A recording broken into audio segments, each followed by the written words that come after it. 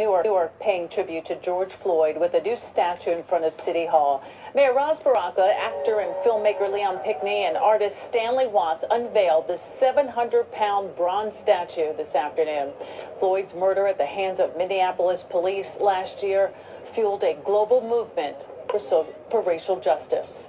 Hopefully when people walk by and they see it, and they... What the hell is wrong with you people? Every famous nigga that gets arrested is not Nelson Mandela? Yes, the government conspires to put a lot of innocent black men in jail on fallacious charges. What's up, people? You're listening to Chad. And today, I'm going to talk about this utter nonsense, this ridiculousness you're seeing of a 700-pound bronze statue of the late George Floyd in Newark, New Jersey. And people, this is why there are those of us who believe that the black community is done for.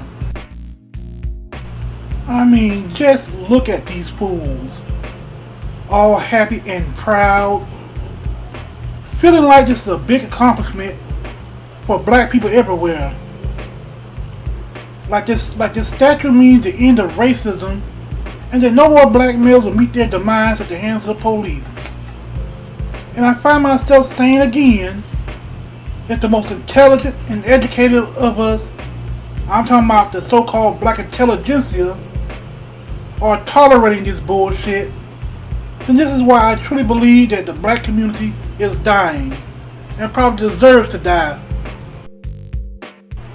Because I'm going to tell you now that this is not progress. This is getting tossed a bone with a little more meat on it. This is a statue of a man who was a drug addict and an ex-convict who black people have given martyrdom to. This statue should be denounced all across the board because it won't take away 400 years of racial injustice.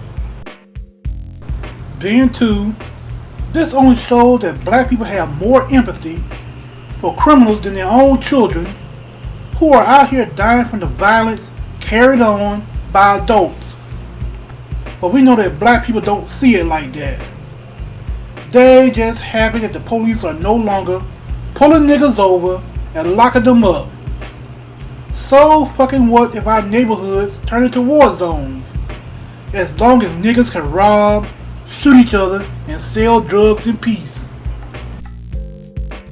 And you know what's sad? That our people, black people, seem to haven't learned a goddamn thing in the last century. All of the subterfuge, the deception, the underhanded things that have been done to us should be something the black intelligentsia should be incorporating to advance our community. Because we see how other ethnic groups don't keep falling for the okie doke of white liberals and the bananas up the tailpipe from the Democrats like our people did with the 2020 election. You know, I sometimes wonder what the hell is wrong with some of our people. I mean, to act like a statue, a mural, or kneeling will end racial injustice and prevent the next black male from meeting his demise at the hands of the police is just plain asinine to me. However, what will is more black people from the poorest to the richest study constitutional law and become more legal and political savvy. Instead of waiting on God, Jesus, or karma, more likely God or Jesus, because black people don't do karma. Anyway, learn the laws that we can use in our favor instead of waiting on God and Jesus to exact some kind of justice on their oppressors for the years of systemic oppression. Now, to wrap this up, let me ask this. Have the crime rate suddenly dropped in Newark because of the George Floyd statue?